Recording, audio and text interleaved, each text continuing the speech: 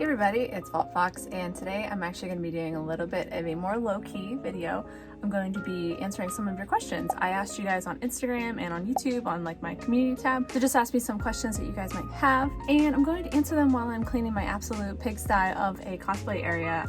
The past couple days I've basically just been going with the flow, doing what I can, kind of easing myself back into things. And yeah, there's a little spoiler to what I was able to do. Yes, there will be a video on it, don't worry. Yeah, it's quite a disaster down here, so I think I'm going to answer your questions as I go through and clean up this mess. All right, so I'm set up in front of my cosplay area, which is an absolute disaster as you just saw, and I'm going to answer a couple questions here as I clean. So Chris.J.Devlin asks, how old were you when you first started cosplaying? So I first started cosplaying in 2016.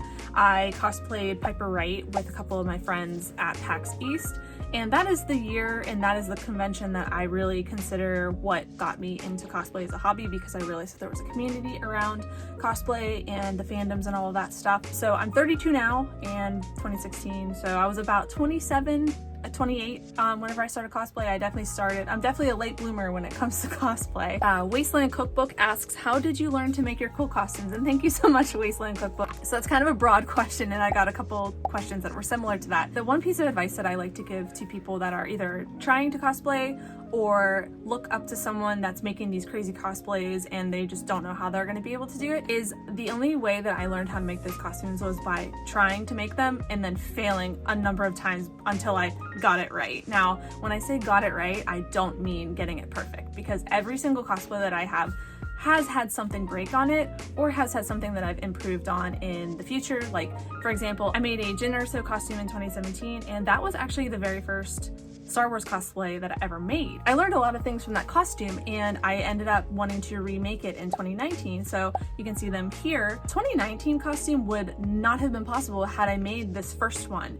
And I like to remind people of that. Like, we all start from somewhere. One of the things that I've always kind of gone into whenever I have a new hobby is not being afraid to fail. I see a lot of people in a lot of communities, even outside of cosplay, and it's very evident that they really want to try something, but I can just tell that the main reason that they don't want to actually go through with it is they're afraid to fail, or they're afraid of what like their significant other is going to say, or they're afraid of what their family is going to say. And I come from a place of kind of, I don't want to say privilege, but because I'm older, I don't have that kind of a mindset. I'm kind of like, well, I have the money to do this, I'm going to do it. If I fail, that's fine, but I'm going to learn something by it.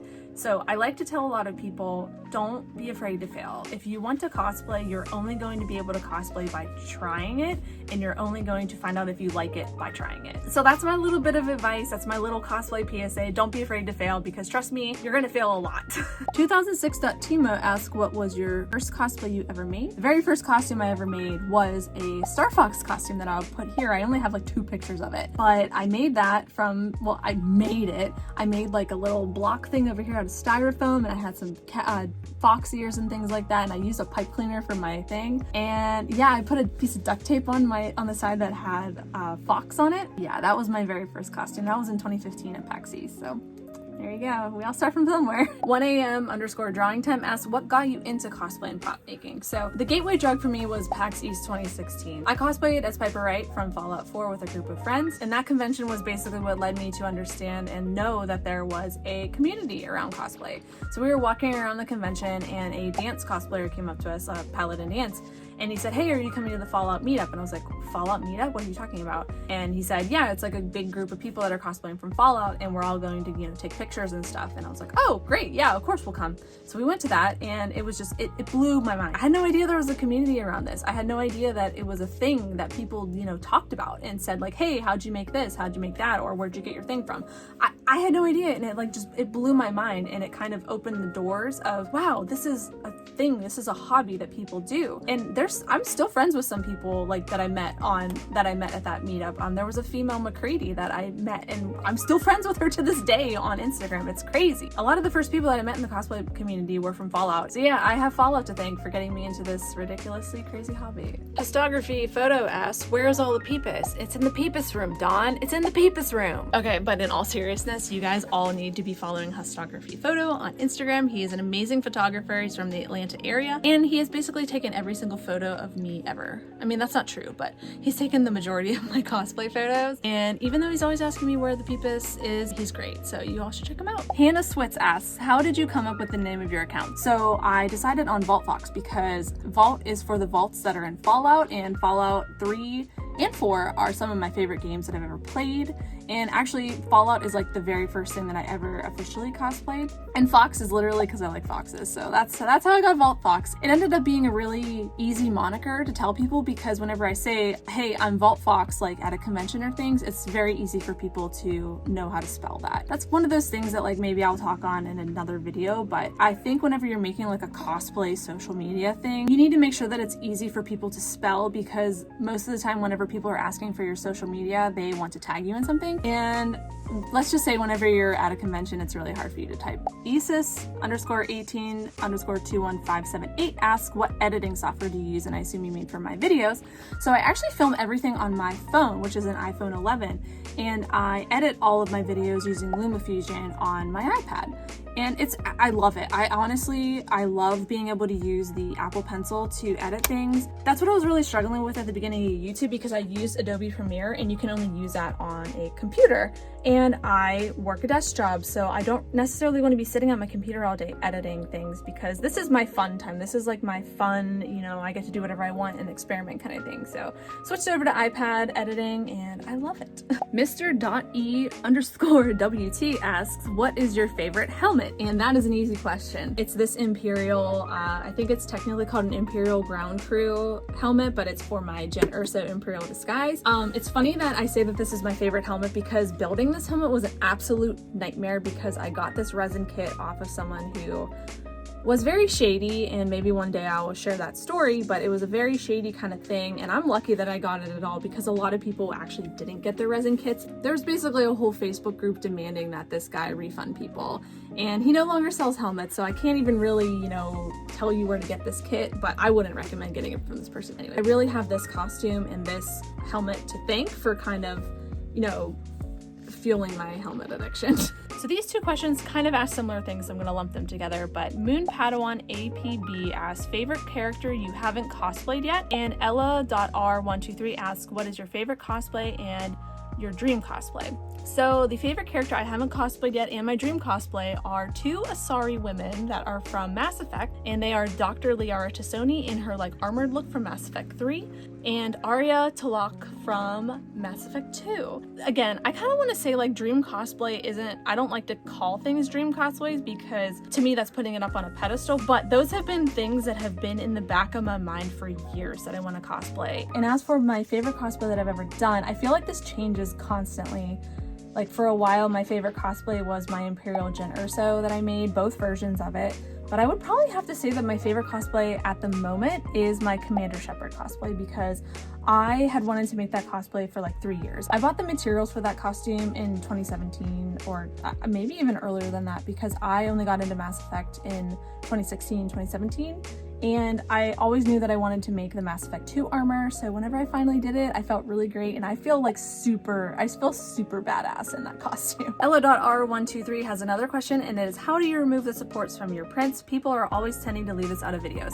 And that's true, no one really shows this in videos, and actually in my Mandalorian helmet video, I'm going to show how I typically remove supports. But until I have that video out, I basically use these plastic clippers, and they come with most 3D printers. You usually will just like use these to snip off the support and things like that. I can definitely make a video showing you how I set my supports so that they're easy to remove, and also how I actually remove them if you guys want something like that. But that's the too long until I have made a video answer.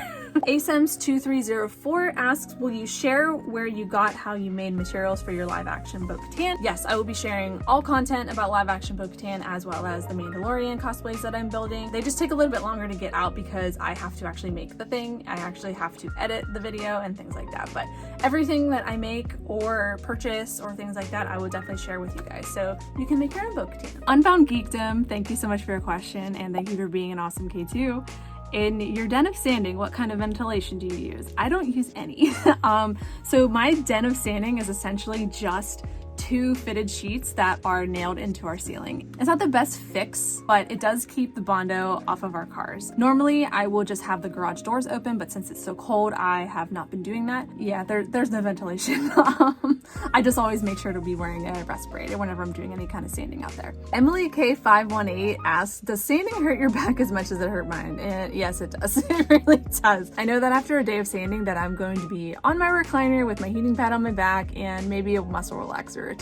Tyler Schmitz asks, do you have a specific set of bondo sanding clothes? Yes, I do, and I will post a picture right here. And Botastic asks me, are you still thinking about doing Numa? And for those of you that don't know, Numa is a character in both the Clone Wars and in Star Wars Rebels. Yes, I am still thinking about doing Numa. I ordered a new pair of silicone leku from Twi'lek Pam, and my whole idea is to kind of go over my old Hera leku that I have and make them more of the bluish turquoise that she's got going on, so that I don't have like this pair of leku that are just kind of sitting around doing nothing. And you know what that means? I'm gonna have some backwards Numa leku. LadyCat1170, hello, how are you? Asks, do you always want to connect to your characters you cosplay? So, you know, that's a really good question, because a lot of people ask if I'm cosplaying characters just for like the aesthetic or things like that, or if I actually relate to the characters. And I think it's a healthy mix of like 80% of them I connect to in some way, and 20% I really just like the way they look. So for example, I really liked Zori Bliss in The Rise of Skywalker, but I don't like The Rise of Skywalker as a whole, and that's not a dig on anyone who liked it. The main reason that I liked Zori Bliss was because of her interaction with Poe at the very end of the movie. And I like that scene, not for the characters, because that's a whole other discussion, but I like that scene because I saw myself and my husband in that scene, because if you know us personally, that is how we react in real life. But the vast majority of costumes that I've made, I really do want to connect to the character in some way. So for me, like, for example, the reason I like Bo Katan so much is because she doesn't give a crap. She doesn't care who stands in her way. She doesn't care if Boba Fett stands in her way. She doesn't care if, you know, Din Djarin stands in her way. And I think that we don't have enough characters like that, especially women characters. And that's the same thing with Jyn Erso. Like, whenever I saw that movie, trust me, you ask anyone, you ask my husband, you ask my friend Dell, like, I was obsessed, and I still am obsessed with that movie a little bit, for the sole reason that I saw myself in Jyn Erso. I saw a character that is so cynical and is just so jaded by the world that she's living in, that she just has decided to give up. She's decided that there's nothing worth fighting for. She's just decided that, like, what is the point of, you know, being on either side? Like, no side is going to help her. And I related so much to that. So I guess to answer your question, I really always want to connect to my characters, but there's definitely a little sprinkling of I like what you're wearing in there. My last question is from Steph Plus Verb, and all of you guys need to go over there and follow her on YouTube and on Twitch, because she's awesome. She has made a beautiful flower slug from Midsummer, and you'll need to check it out. But her question is, which cosplay are you the most proud of? And this is going to come as a shock to a lot of people, because I don't even think I've made a video on it on YouTube, and I rarely share it on Instagram, but it's actually my Aloy cosplay that I made in 2018. The main reason for that is because I had just come off of one of the absolute worst years of my entire life in 2017. I was working in a job that I absolutely hated. I was sick with Lyme disease, and I was basically sick for the entire year until August, trying to figure out what the heck was wrong with me. I had migraines and neck pain and just overall joint pain, as well as I was sleeping like 17 hours a day, and I was basically not even a part of society at that point in my life. I finally got diagnosed with Lyme disease. Specifically, it was post-Lyme disease syndrome, which essentially means that I had been bitten by a tick, or I had Lyme disease in the past. We have no idea whenever I got bit. I never had a rash. I basically had these symptoms that were, you know, mild for a while, and then they just kept ramping up and up and up and up until it came to a head, and I basically was a shell of myself for 2017. I finally got diagnosed in August, and I was on some like rigorous courses of antibiotics to get rid of it. Even the treatment for Lyme disease sucks. It's just, you take antibiotics and you kind of wait it out, essentially. I was on that for like 2 to 3 months, and I actually, whenever I saw Felicity Jones in New York Comic Con of that year, I felt absolute, like, it was simultaneously one of the happiest days of my life and the worst days of my life. 2017 sucked, and that wasn't even the worst thing that happened that year. I definitely learned a lot of things from that year, especially in terms of myself, and I bring a lot of them to cosplay. But long story short, the main reason I'm so proud of that cosplay is because it was the first one that I made coming out of that year, and it solidified with me that yes, I still can do this and I can still make things. There are parts of that costume that I can associate with some really dark days, but then to see it all come together at the very end and know that by the time that I was wearing that at KatsuCon, I was a completely different person and I had overcome everything from 2017. I am just so proud of myself for that costume, and I still have it in my garage. I haven't even worn it in like 2-3 years, but I just can't bring myself to get rid of it. I have the bow on our wall and all that things, but I wouldn't say that I'm most proud of it from like a craftsmanship level, but every time I look at that costume, I look at that and I'm like, wow, you overcame so much to make that costume, and that's why I'm the most proud of it. Thank you so much for asking questions, and if I didn't get to yours, it's not anything personal. I just didn't have enough time to get to everything today. I got a lot of cosplay-centric questions that I didn't get to answer, and trust me, I am putting them aside, and I'm hopefully going to film another Q&A for just those cosplay, crafting specific questions that I can answer at a later date. But I do appreciate every single one of you sending me something, and they all made me smile, and they made me forget about the world for a little bit. Thank you guys so much for watching, and I will see you guys next time. Bye! Hey, you want to see something funny?